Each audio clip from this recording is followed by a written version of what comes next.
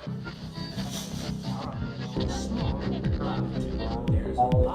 guys, this is Tommy with Tommy Nation Politics. How's everyone doing today? Tommy Nation Politics.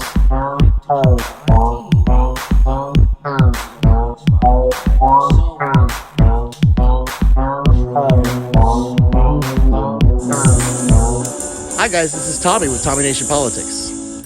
And convey an extraordinary example of humans correcting bias and growing out of negative behavior, I wanted to share one of my favorite books that my dad used to read to me as a child. It's entitled Horton Hears a Who by Dr. Seuss. Yes, I thought I might be able to combat cancel culture and meanwhile communicate a valuable message about what free thinking actually means. I am so happy that even though I don't have kids, my dad read this book to me when I was a little kid. I remember all the words. I remember all the words because he did all of the voices. All of them. And so I am going to do all the voices. And I learned a really valuable lesson. And I'm reading this to you. So, it's the circle of life. From 1941 to 1943, Dr. Seuss, Dr. Thomas Geisel, drew over 400 political cartoons for the newspapers. Among them were racist portrayals of Japanese people with slant eyes, pig noses, and Coke bottle glasses.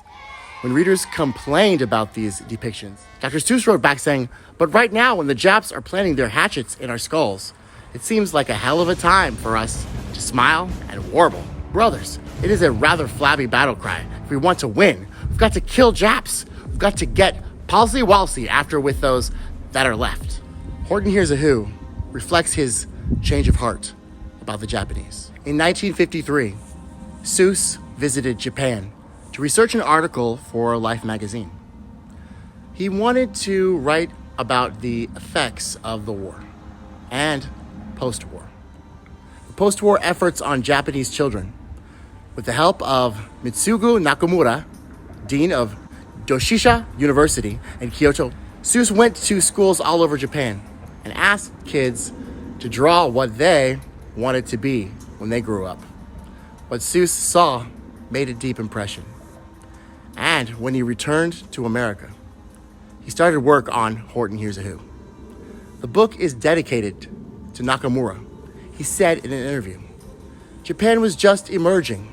The people were voting for the first time, running their own lives.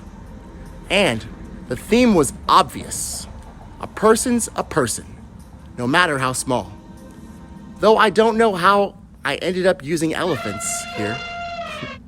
In Dr. Seuss's Horton Hears a Who, Horton's the only one who could hear a town of who's from a speck of a clover.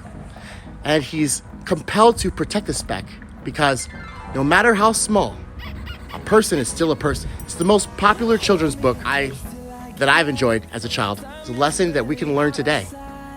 Something that my dad taught me. So I'm going to go ahead and pass it on to the partisans in hopes they might someday grow up. Dr. Seuss's Horton Hears a Who, Tommy Nation Politics. And now, story time by Tommy Nation Politics. Faded and totally open-minded, Tommy Nation Politics. On the 15th of May, in the jungle of Noor, in the heat of the day, in the cool of the pool, he was splashing, enjoying the jungle's great joy, when Horton the elephant suddenly heard a small noise.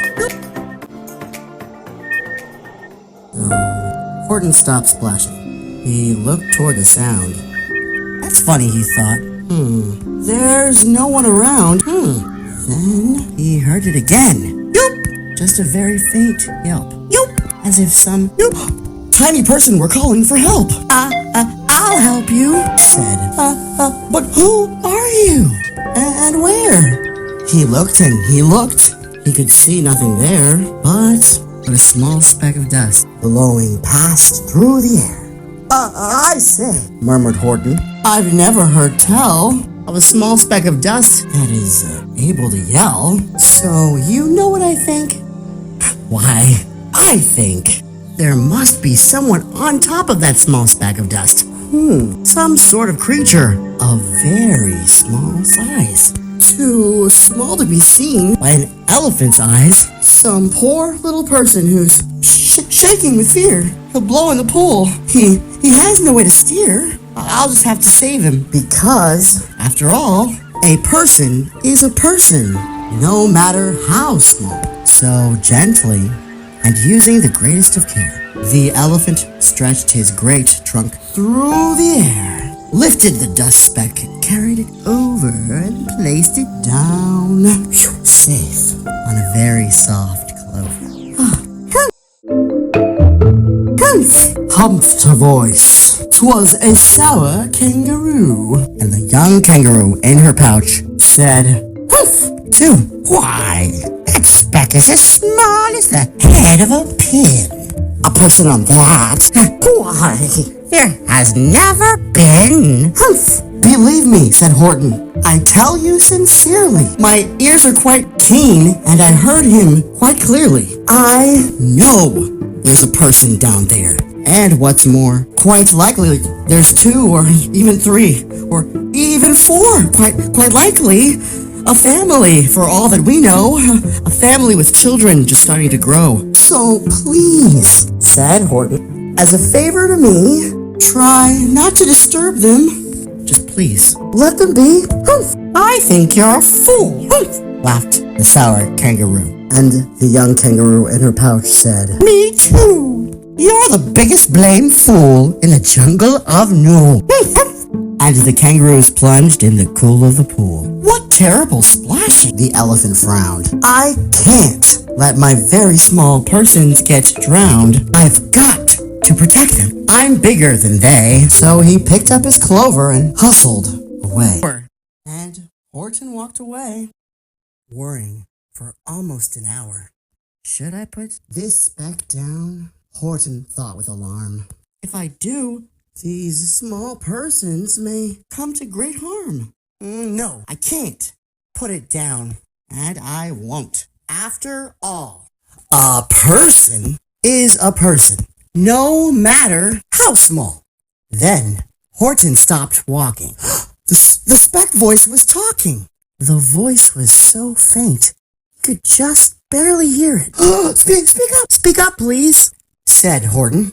He put his ear near it. My friend," came the voice. "My friend, you're a very, very fine friend. You helped all of us folks on this dust pack. No end.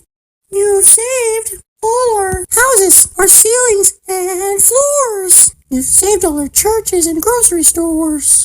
"You mean?" Horton gasped. "You have buildings there, too?" Oh yes," piped the voice. "We most certainly do." "I know," called the voice.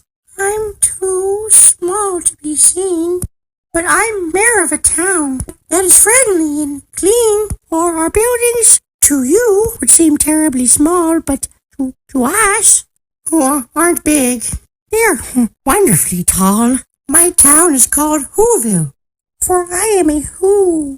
And we Whos are all thankful and grateful to you." But just as he spoke to the mayor of the speck, 3 big jungle monkeys climbed up Horton's neck. What rot?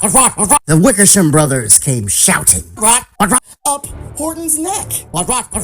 The Wickersham brothers came shouting. What rot? This elephant's talking to Whos who are not. What rot? There aren't any Whos. What rot? They don't have a mayor. What rot? And we're gonna stop all this nonsense. Right. So there. They snatched Horton's clover. They carried it off to a black-bottomed eagle named Vladikov, a mighty strong eagle. Very swift wing. And they said, "What rot? Will you kindly get rid of this thing?" What rot? Before the poor elephant even could speak, that eagle flew off with the flower in his beak. All that late afternoon and far into the night, that black-bottomed bird flapped his wings in fast flight. while Horton chased after with groans over stones that tattered his toenails and battered his bones. And he begged, please, please don't harm all my little folks who have as much right to live as us bigger folks do. But far, far beyond him, that eagle kept flapping and over his shoulder called back, hey, quit your yapping, alright? I'll fly the night through. I'm a bird. I don't mind. And I'll hide this tomorrow where you'll never find, okay? And at 6:56 the next morning, he did it. It sure was a terrible place that he hid it. He let that small clover drop somewhere inside of a great patch of clovers. 100 miles wide. Find that, sneered the bird. But I think you will fail. And he left with a flip of his black-bottomed tail. I'll find it, cried Horton. I'll find it or bust. I shall find my friends on that small speck of dust. And clover by clover by clover, with care, he picked up and searched and called, hey, are you there? But clover by clover he found that the one he had sought for was just not around. And by noon, poor old Horton, more dead than alive, had picked, searched, and piled up 9,005. Then, on through the afternoon, hour after hour, till he found them at last. 3 millionth flower. My friends, cried the elephant. Tell me, do tell. Are you safe? Are you sound? Are you whole? Are you well? From down on the speck came the voice of the mayor. Nope, we've really had trouble. Nope, much more than our share. When that black-bottomed birdie let go and we landed so hard our clocks have all stopped. Our teapots are broken. Our rocking chairs smashed. And our bicycle tires all blew up when we crashed. So, Horton, you please, pleaded that voice of the mayor's. Will you stick by us, who's, while we're making repairs? Of course, Horton answered. Of course I'll stick. I'll stick with you small folks through thin and through thick. Humph! Humphed a voice. For almost 2 days, you've run wild and insisted on chatting with persons who never existed. Such carries on in our peaceable jungle. We've had quite enough of your bellowing bungle. And I'm here to state, snapped the big kangaroo, that your silly, nonsensical game is all through. And the young kangaroo in her pouch said, me too, with the help of the Wickersham brothers. And dozens of Wickersham uncles, and Wickersham cousins, and Wickersham in-laws, whose help I've engaged. You're going to be roped, and you're going to be caged. Humph! And as for your dust speck, that we shall boil, humph, in a hot, steaming kettle of hazelnut oil. Boil it, they shouted. Rot, cage the big dope, lasso his stomach with 10 miles of rope. Tie the nuts tight so he'll never shake loose. Rot, then dump that dump speck in the hazelnut juice. Horton fought back with great vigor and vim, but the Wickersham gang was too many for him. They beat him, they mauled him, they started to haul him into his cage. But he managed to call to the mayor, don't give up, I believe in you all. A person is a person, no matter how small. And you, very small persons, will not have to die if you make yourselves heard. Come on, now, please, you must try. The mayor grabbed a tom-tom. He started to smack it. And all over Whoville, they whooped up the racket. They rattled tin kettles. They beat on brass pans, on garbage pail tops and cranberry cans. They blew on bazookas. They blasted great toots on clarinets, oompas, and boopas, and flutes. Great gusts of loud racket rang high through the air. They rattled and shook the whole sky. And the mayor called up through the mad howling and hullabaloo. Yoop, yoop. And Horton called back, I can hear you just fine. But the kangaroo's ears aren't as strong quite as mine. They don't hear a thing. Are you sure all your boys are doing their best? Are they all making noise? Are you sure every who down in Whoville is working? Look through your town. Is anyone shirking? Through the town rushed the mayor, from the east to the west, but everyone seemed to be doing their best. Everyone seemed to be yapping or yipping. Everyone seemed to be beeping or bipping, but it wasn't enough. All this ruckus and roar. He had to find someone to help him make more. He raced through each building. He searched floor to floor. And just as he felt he was getting nowhere and almost about to give up in despair, he suddenly burst through a door, and that mayor discovered one shirker quite hidden away in the Fairfax apartments. Apartment 12J, a very small shirker named Jojo was standing, just standing and bouncing a yo-yo, not making a sound, not a yip, not a chirp.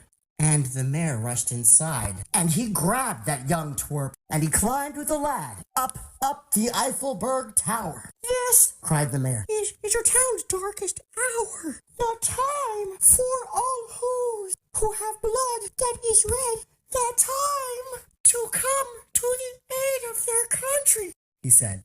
We've got to make noise in greater amounts. So open your mouth, lad, for every single voice counts. Thus he spoke as he climbed. When they got to the top, the lad cleared his throat and shouted out, "Yelp! Yelp!" And that yop, that one small extra yop, put it over. Finally, at last, from that speck on that clover, their voices were heard. They rang out clear and clean, and the elephant smiled. Do you see what I mean? They've proved they are persons, no matter how small, and their whole world was saved by the smallest of all. True. Yes, how true, said the big kangaroo. And from now on, do you know what I'm planning to do? From now on, I'm going to protect them with you. And the young kangaroo in her pouch said, "We too."